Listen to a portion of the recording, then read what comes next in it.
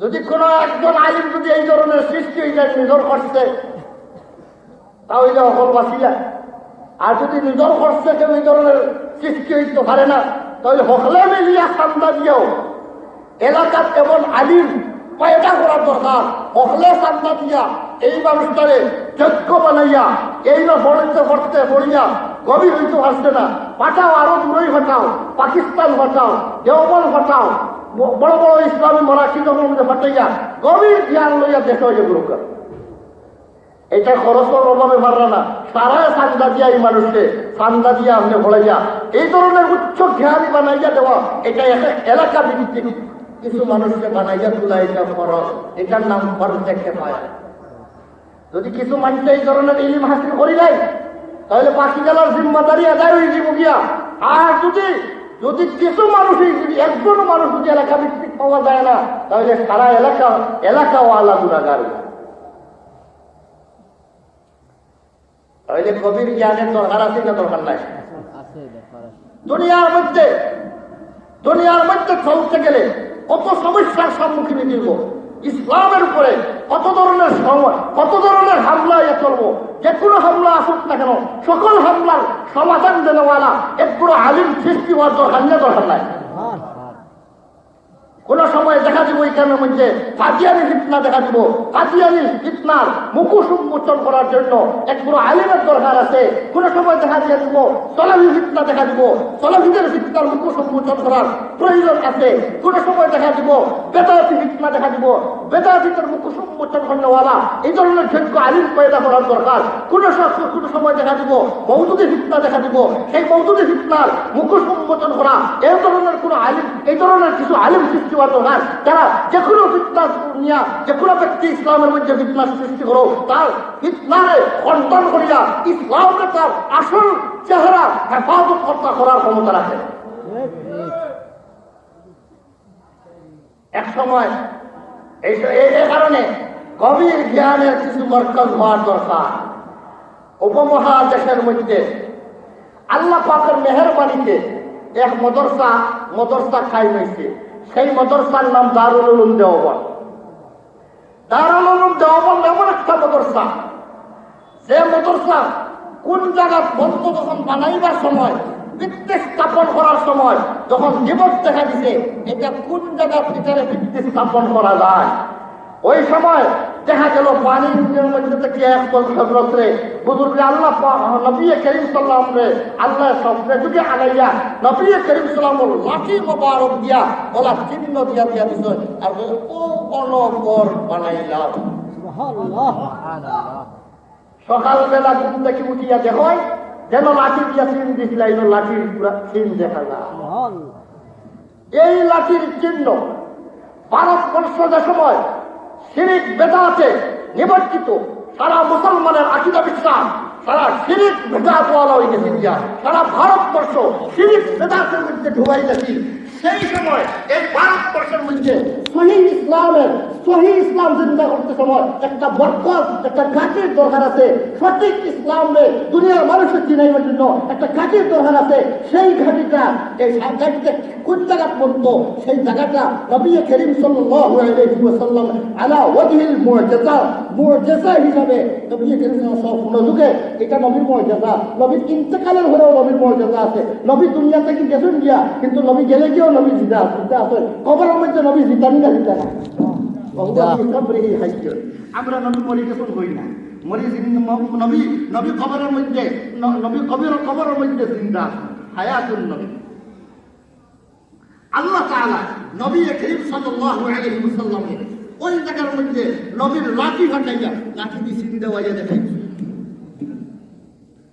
এখন পঞ্চায়েত দারুল উলুম দেওবন্দ যে ঘর বলছে, এটা নবীর বাছাইয়া দেওয়া, নবীর চিহ্ন দেওয়া চিহ্নিত ঘর। এটার দ্বারা নবীর দিন রক্ষা হইব না। কি বলা হলো? এটা নবীর দিন রক্ষার জন্য যে গাছির দরকার, সেই গাছি সরাসরি নবী দেখা যাচ্ছে। তাহলে এই গাছির উপরে আল্লাহর নবী সন্তুষ্ট না সন্তুষ্ট না? এই কাজে আল্লাহ নবী সন্তুষ্ট না সন্তুষ্ট না? এই কারণে এই কাজে দিয়া আস্থা বিশ্বের রাষ্ট্রবাই, আস্থা বিশ্বের নেতৃত্ব, ওলামায়ে হক্কানি, হকপথের রাস্তা, ওলামায়ে দেওবন্দি আস্থা বিশ্বরে দেখা যাচ্ছে। সুবহানাল্লাহ। এই দেওবন্দ থেকে বিভিন্ন লাইনে আলো, দিনের আলো বাহির হয়েছে। একটা মেহনত বাহির হয়েছে, তবলিগ নামে একটা মেহনত। এই দারুল উলুম দেওবন্দের একজন সন্তান হযরত মাওলানা ইলিয়াস রহমাতুল্লাহ আলাইহি, হযরত মাহমুদুল হাসান দেওবন্দি রহমাতুল্লাহ আলাইহি সুযোগ্য শাগির্দ। হযরত মাওলানা ইলিয়াস রহমাতুল্লাহ আলাইহির মাধ্যমে আর একটা ধারা শুরু করে দিয়েছেন আল্লাহ তাআলা। স্বপ্ন যুগে ইলহামের মাধ্যমে হযরত ইলিয়াস রহমাতুল্লাহ আলাইহি আল্লাহ পাকে এমন একটা রাস্তা খুলিয়ে দিতেন, এমন একটা ব্যবস্থা খুলিয়ে দিতেন, যে ব্যবস্থাটা আম জনসাধারণ আলিম ওলামা থেকে সরে গেছে গিয়া, আলিম ওলামা থেকে আম জনসাধারণ সরাই গেছে। মানুষ ধনী এক গুরু, ধনীর এক ক্লাস আছে, গরিবর আরো ক্লাস আছে, আলিমর এক ক্লাস আর গয়ের আলিমর আরো ক্লাস। কিন্তু এমন একটা মেহনতের সূচনা করে দিলা, যে মেহনতের বরকতে আলিম, গয়ের আলিম, শিক্ষিত, অশিক্ষিত, ধনী, গরিব, জোয়ান, বুড়া, গ্রাম্য, টাউনিয়া সারা এখনো করিয়া আল্লাহ পাকে একটা এক জমাত বলে দিলেন। সুবহানাল্লাহ। সেই মেহনত তবলিগের মেহনত, এটা জন্ম হয়েছে দারুল উলুম দেওবন্দ। দারুল উলুম দেওবন্দের সন্তানের দ্বারা দারুল উলুম দেওবন্দের পৃষ্ঠপোষকতায় এটা আস্থা পৃথিবীর কোন দেশ নাই, এবং মুসলিম আর আলা মুসলিম আর মুসলিম নন মুসলিম দেশ হোক, যে কোনো দেশের মধ্যে এই তবলিগের মেহনত চলতেই আছে। মানুষ দলে দলে মুসলমান হইতে আসেন, যারা মুসলমানি থেকে সরিয়ে গেছে গিয়া, মুসলমানি থেকে সরিয়ে গেছে গিয়া, সেই মুসলমান গুলারে আবার সেই মেহনতের বরকতে আল্লাহ পাকে আবার ইসলামের উপরে উঠে দেবে।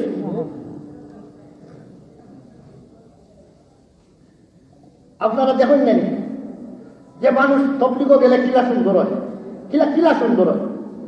সেই তবলিগ গেলে এক বেটা তবলিগ গেছে গিয়া, তবলিগ দিয়ে তার বউ লোকে খালি করবার কি করে খালি দরবার শুনতে, আর তবলিগর মেহনত করিয়া বুজুর্গ হলে তারা বুঝাইয়া নিয়ে এ বেটা নিয়ে নিস লাগে তবলিগ, জামাইরে নিয়ে কি তবলিগ বড় খালি দরবার আর পায় বউ লোকে খালি কুটিয়া মার। এখন এই বেটা এক চিল্লা দিয়া যখন আইছে, আওয়ার পরে দেখা যায় এই ঘরের মাঝে আর দরবার নাই। কি জামাই বলবে কি সুখে শান্তিতে মিলিয়ে মিশিয়ে খাই না আহিন ইয়া বেটায় বুঝতে হা যে বেটিরও হক আছে, এই বেটি আমার বান্ধি নাই, বেটি আমার বউ, তাইরও আমার উপরে হক আছে, আমার জেলা হক আছে। খালি তুলুম তালুম করার আমার অধিকার নাই, এই বেটিরও সাথে নরমি ব্যবহার আমার করার দায়িত্ব। বেটা এখন যখন বুঝছে, এখন দেখা যায় বউ লোকেও খুব সুন্দরই আসলে পরিবারটা একেবারে ঠান্ডা। পার্শ্বে লাগায় ঘর আছে ইন্দুর, সেই হিন্দু বেটাওকে খালি হিন্দু বেটির লোকে ওলা লাগা লাগে, হিন্দু বেটাওকে খালি হিন্দু বেটির লোকে লাগালাগি করে। হিন্দু বেটি একদিন কইল তার জামাই রে বলে হগরের বেটা খালি বেটির লোকে লাগালাগি করতো, ও বেটা তবলিগ দিয়া চিল্লা দিয়া সে বেটা সিদ্ধা হয়ে আইছে, হিবর ঠান্ডা হয়েছে, তোমারও চিল্লা কাটে দিব।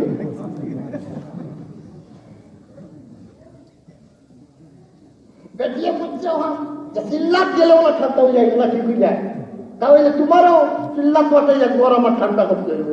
এবার মুসলমান লাগবো না, আনা মুসলমানেও চিল্লা হইব, ঠিকানা বেটি বুঝছে না, মনে করছে যে তারও চিল্লা কাটে। ইসলাম এটা আমরা সচক্ষে দেখি যে 2 দিন আগে আসিল এই মানুষটা মজপুর গান্ধারি আসিল, মধুরি আসিল, আজ শত অশ্লীল কাজ আছে সন্তান দ্বারা, কিন্তু এক চিল্লা বেরিয়ে আওয়ার পরে এখন দেখা যায় হে সবাই মদ ছাড়ার লাগিয়া, মদ খাওয়া থেকে বিরত করবার লাগিয়া হে আবহাওয়া ধরা আরম্ভ করে দিছে। তার সাথী হলো পরিবর্তন হয়েছে না, হয়েছে না? আস্থা বিশ্ব মুসলমান কিভাবে নষ্ট আরম্ভ হয়েছে? আল্লাহ পাকে একটা মেহনত দারুল উলুম দেওবন্দের সন্তান দিয়া এমন একটা মেহনত পৃথিবীতে চালু করিয়ে দিলা, যে মেহনতের ফসল শুধু ভারতবর্ষে নয়, আস্থা পৃথিবীর আনাচে কানাচে এর ফসল সবাই ভোগ করতে আসে। দারুল উলুম দেওবন্দের সেই মেহনতের পিছনে যারা পৃষ্ঠপোষকতা করিয়েছিল, এই দারুল উলুম দেওবন্দের ওলামা আকাবির আসলাম, যারা গভীর জ্ঞানের, গভীর ইলমের মালিক, সেই গভীর ইলমের মালিকেরা সবসময় একটা পৃষ্ঠপোষকতা সামান্য কোন সময় সামান্য ইদিক সিদিক হইলে লগে লগে শুধরাইয়া দিত। এটা শুধরে গেছে গিয়া সুন্দর হইয়া আজকে তিন আমিরের যুগ চলিয়া গেছে, তাই না? সর্বপ্রথম ইলিয়াস রহমতুল্লাহ আলাইহি, হযরত ইলিয়াস রহমতুল্লাহ আলাইহির যুগ চলিয়া গেল। ইলিয়াস রহমতুল্লাহ আলাইহির যুগের মধ্যে তবলিগ এত সুন্দরভাবে চলিয়া গেছে। এর পরবর্তীতে আবার তার ছেলে হযরত মাওলানা ইউসুফ রহমতুল্লাহ আলাইহি, ইউসুফ কাদলাউই রহমতুল্লাহ আলাইহি, তার 2 নম্বর হযরত, 3 নম্বর হযরত এনামুল হাসান সাহেব, এনামুল হাসান সাহেব এনদের অবশ্য ইলিয়াস রহমতুল্লাহ আলাইহির নাতিও না, নাতিও না, বরং এনগুলা দিয়া আপনার অন্য আত্মীয় উহুর গরুর ভাই না মামুর গরুর ভাই না।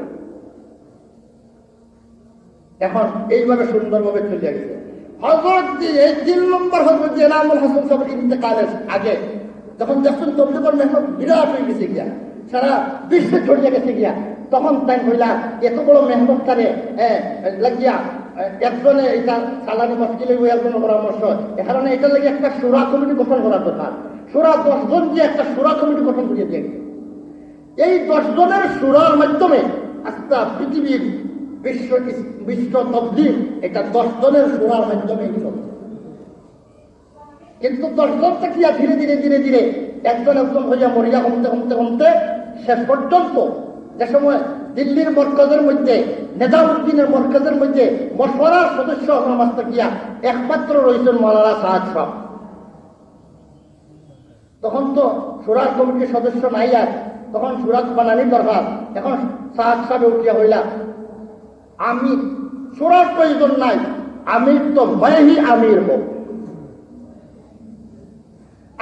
আমি ইনো আর সুরার কি প্রয়োজন, আমি থাকতে সুরার দরকার আছে নাকি? আমির না থাকলে না সুরা। হযরত মাওলানা সাহাদ সাহেব ইলিয়াস রহমতুল্লাহ আলাইহি নাতির গরর পন্থী, ইলিয়াস রহমতুল্লাহ আলাইহি নাতি, ইলিয়াস রহমতুল্লাহ আলাইহি নাতি লাগে জুবাইরুল হাসান সাহেব। ও জুবাইরুল হাসান সাহেবের হুয়া ওইলা গিয়া হযরত মাওলানা সাহাদ সাহেব নাতির গরর পন্থী। এখন তাই নিজে আমির বনার পরে এখন সেই তবলিগের মধ্যে এমন একটা বিভ্রান্তি সৃষ্টি হয়ে গেল যে ইখলাসের জমাতে আস্থা পৃথিবীরে নড়াই দিয়েছে, যে ইখলাসের জমাতে আস্থা পৃথিবীরে জুড়াই দিয়েছে, সেই ইখলাসের জমাতের মধ্যে এখন আপনার নেতৃত্বর মায়ের আরম্ভ হয়ে গেল। এখন মাওলানা সাহাদ সাহেব তাই নিজে আমির বলতে চান। ওই সময় এখানের মধ্যে সারা মুরব্বী হল নেজামুদ্দিন, তারা চাইলা সুরা গঠন করতাম। সাহাদ সাহেবের কারণে এখন আর সুরা গঠন হয় না, সুরা গঠন হয় না। শেষ পর্যন্ত সাহাদ সাহেব এমন কিছু ফতোয়া দেওয়া আরম্ভ করলাম, তবলিগ জামাতের উসুল হইল গিয়া, যে পিছনে যে 3 আমিরের জমানা গেছে, উসুল হইল গিয়া ইলিম শিক্ষা করো জরুরি। সবর ফজাইলে ইলিম, আর ইলিম 2 প্রকার, একটা হলো ফজাইলে ইলিম আর একটা হলো মাসাইলে ইলিম। ফজাইলে ইলিম হলকার মধ্যে বইয়া কিতাব পড়িয়া দরসের মধ্যে পড়িয়া এখানের মধ্যে আমরা শিখবো, কিন্তু মাসাইল যেগুলা মাসাইল যেগুলা এইগুলা এইখানের মধ্যে আলোচনা হইতো না, বরং এইগুলা আলিমুলামা হকানি আলিমুলামার কাছ থেকে জিজ্ঞাসা করে আমরা শিখবো। এটা কিসের জন্য হইতো? তারা মুসলিম পারত না, ইলিয়াস রহমতুল্লাহ মুসলিম পারত না। ইউসুফ সাহেব এত বড় আলিম আসলাম, তার আরবি কিতাব দেখলে আরো কখন হত্যা করতে লাগলেন গিয়া, এটা আরবি না আজম, এটা ইলমর সাগর আসলা, কিন্তু ফতোয়া দিতা না কেন, মশলা দিতা না কেন? মশলা দিতা না এই কারণে যে মশলা দেওয়া গেলেই জীবন দেখা দিতে পারে, আর জীবন দেখা দিলেও ইখতিলাফ সৃষ্টি হয়ে গেলে গিয়ে আর সারারে জুড়াই দিত না। এই কারণে মাসলা জারজারির বুঝমতো যে আলিম রে তোমার কাছে যে আলিম সবচেয়ে গ্রহণযোগ্য, তার কাছে গিয়ে তুমি মশলাই যার যারি জিম্মা মুসলাহিত আমল করলে কোন আমল করলে লাভ কিতা ফজিলত কিতা এইটা ওখানের মধ্যে দরসের মধ্যে হইব ইকান পড়িয়া কিতাব পড়িয়া এইটা কিন্তু মাসলা তো হইতো না। কিন্তু এই উসুলরে বন্ধ করিয়া যেই দিন থেকে হজরত মাওলানা সাহেব সাহেব ফতোয়া দেওয়া আরম্ভ করতো সেই দিন থেকে বিভ্রান্তি সৃষ্টি হয়েছে। মাওলানা সাহেব সাহেবের ফতোয়া মাদ্রাসা পড়াইয়া পয়সা নেওয়া এটা হারাম। মাদ্রাসা পড়াইয়া পয়সা নিয়া যে মানুষে পয়সা নিব এই ব্যক্তির পয়সা নেওয়া ও অপরাধ জঘন্যতম খারাপ।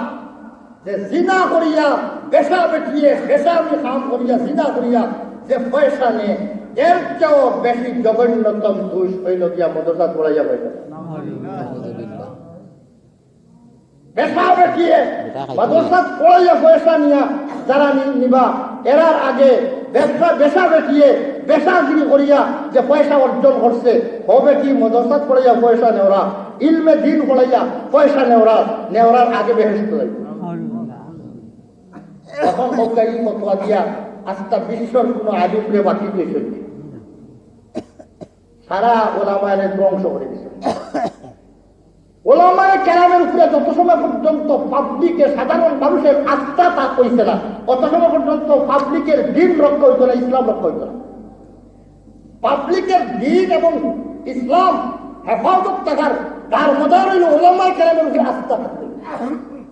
যখনই ওলামায়ে কেরামের থেকে আস্থা উঠে দিব তখন পাবলিকের ধর্ম নষ্ট হইল। ব্রিটিশে এই ভারতবর্ষের মধ্যে ওলামায়ে কেরামের উপরে থেকে আস্থা উঠাইবার লাগিয়া বিভিন্ন ধরনের পায়তারা হচ্ছে, কিন্তু এর উপরে হযরত মাওলানা সাদ সাবর পায়তারা এক ফতোয়া সারা ব্রিটিশের সারা পায়তারার উপরে দিতে গেছে।